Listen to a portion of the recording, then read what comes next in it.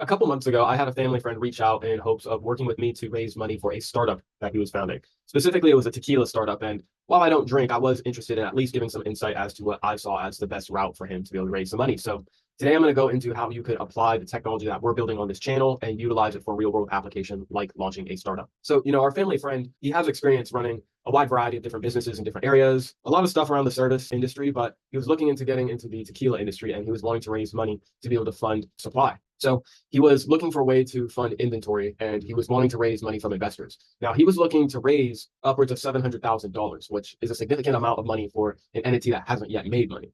And so I'd asked him what's his plan once he gets that $700,000. And he talks about how he would buy the tequila and then look to partner with distributors and market. But in my head, I'm thinking, if for whatever reason you struggle to distribute your product, your investors are down 700 and you're not bringing in any cash. So what's your marketing strategy? And he didn't really have one.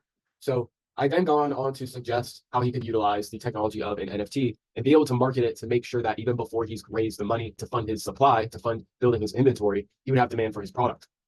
So essentially the way this could be done is, given many NFT communities that are built up before the launch of a project, they're very interactive based. There's things called whitelists where people will complete different tasks and objectives to be able to receive favor from the founders of the project, sometimes getting perks like the exclusive access to mint early, or being able to increase the amount of NFTs they can mint. There's all different types of ways you can do it, but essentially, there's ways that you can incentivize people who are interested in buying into your NFT project to help you promote.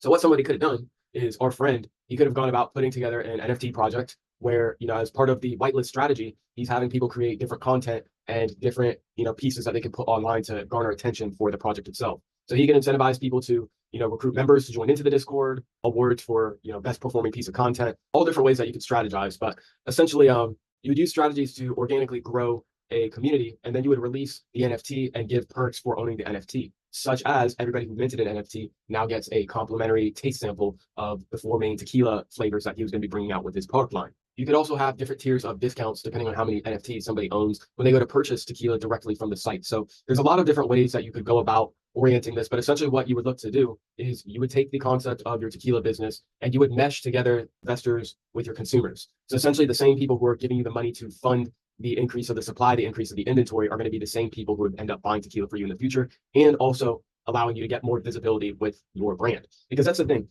when it comes to business, there's a lot of different smaller businesses inside the business itself. So you have to understand exactly what you're doing as far as the industry you're going into. With tequila, it comes down to marketing. There's not much of a difference in the taste of the tequila in a bottle of Don Julio versus the tequila in what's that one? The most common one that people always drink at like tailgates and shit. I don't drink personally, so I don't know much about alcohol. Tito's. Tito's was the one I was thinking of. There's not much of a difference in the actual juice. It's the bottle and what the bottle actually symbolizes. When people buy Don Julio at the club, just the shape of the bottle itself is going to convey status to anybody who's watching, some bottle worlds bring it out, versus some big lunky hug of, the Tito's tequila.